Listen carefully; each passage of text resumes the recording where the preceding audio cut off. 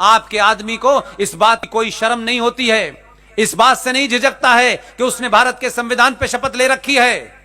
आजाद भारत में पहला प्रधानमंत्री है। अपने आदमी की तारीफ करें तो तथ्यों पे करें, भावनात्मक न करें। मैं जीवन में उससे न मिला हूं, न मैंने सामने से देखा है। भारत का प्रधानमंत्री बना, शपथ ली। हमारे यहां तो लोग समाज में, अरे मंदिर कौन जाता है यार, मंदिर तो यार देखो ऐसा है, मंदिर जाना कट्टरता लगता है। मैं कह रहा हूं इस सदी में समझिए 700-800 साल के बाद एक राजा संविधान की शपथ लेता है। विदेश की पहली यात्रा नेपाल की करता है। लोग बोले नेपाल क्यों गया है, हर आदमी तो अंकल सैम के पास जाते हैं। ये नेपाल गया, पशुपतिनाथ मंदिर में 8 घंटे पूजा करके निकला तो रुद्राक्ष से भरा हुआ था और तिलक लगा हुआ था। जब वो ये कहता है कि मैं प्रधानमंत्री होके अपनी पहचान पे नहीं शर्माता, तो तुम किस लिए शर्माते हो यार? तुमको किसको जवाब देना है? वो आपको मैसेज देता है, लेकिन आप नहीं समझ पा रहे। आप चाहते हैं वो चिल्लाए रोज खड़े होकर के, वो प्रधानमंत्री है। एक बार नहीं देता, कभी कभी शाम में जाके केदारनाथ में भी बैठ जाता है, कहता फिर देखो आ गया। आपको मंदिर जाने में शर्म महसूस होती है? आपको हिंदू होने में शर्म महसूस होती है?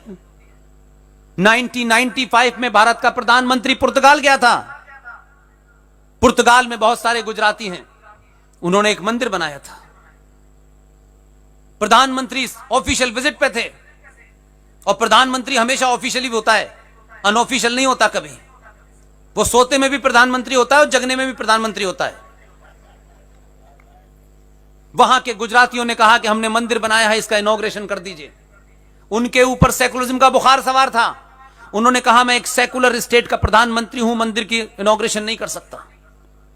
आप कहते हैं क्या बदला है? मैं बताता हूं क्या बदला है। राम मंदिर के नींव रखने के कार्यक्रम में आपने, मैं कहता हूं आम आदमी को नहीं देखा, मैंने भारत के राष्ट्रपति को भगवान राम के सामने दंडवत देखा है। दुनिया को जो समझना है समझें। इसलिए इसमें एक भाव छुपा हुआ है, उस भाव को शायद मैं ज्यादा आसानी से आपके सामने रखना चाहता हूं। अपनी पहचान और अपने आप पे जो कौमें, जो सभ्यताएं शर्माती हैं, इतिहास में उनका वजूद समाप्त हो जाता है। इसलिए आपको अपनी पहचान पर, अपने सरोकारों पर, अपनी आस्थाओं पे, अपनी परंपराओं पे अगर सही ज्ञान होगा तो गर्व होना चाहिए।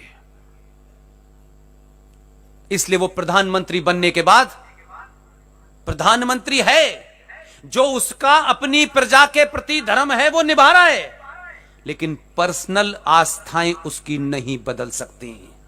इसलिए मंदिर के नींव रखने के कार्यक्रम में कभी सोचा था 10 साल पहले कि प्रधानमंत्री राम मंदिर की नींव भी रखेगा, मंत्रों का उच्चारण पूरी दुनिया में दिखाएगा, कहेगा देखो ये वो भारत है जिसका मैं प्रधानमंत्री हूं।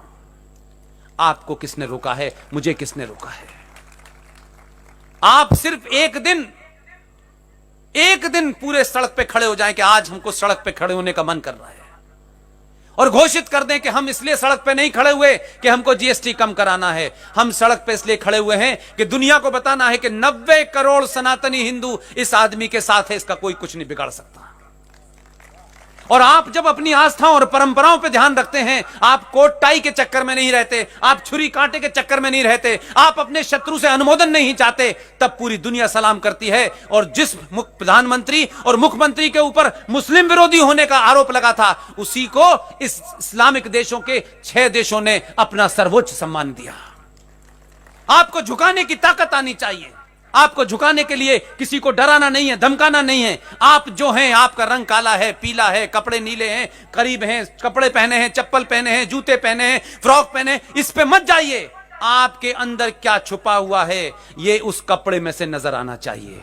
जब आप बोलें तो पता चले कि इसने कपड़े कुछ भी पहने हो। ये जब बोलती है, ये जब बोलता है तो हमको लगता है 5000 साल नहीं, हजारों साल पुराना सनातनी बोल रहा है। उसकी बोली पे जाइए। इसलिए आदि आस्तीन का कपड़ा है, पूरी